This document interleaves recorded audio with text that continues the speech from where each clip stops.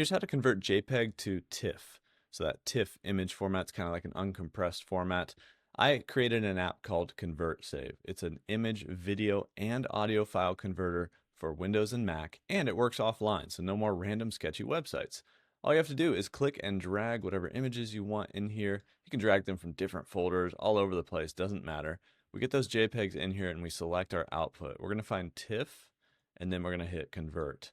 And it will save them back wherever each original image came from. So right next to it, you'll find all these TIFF images, or these TIFF image files now next to these JPEG.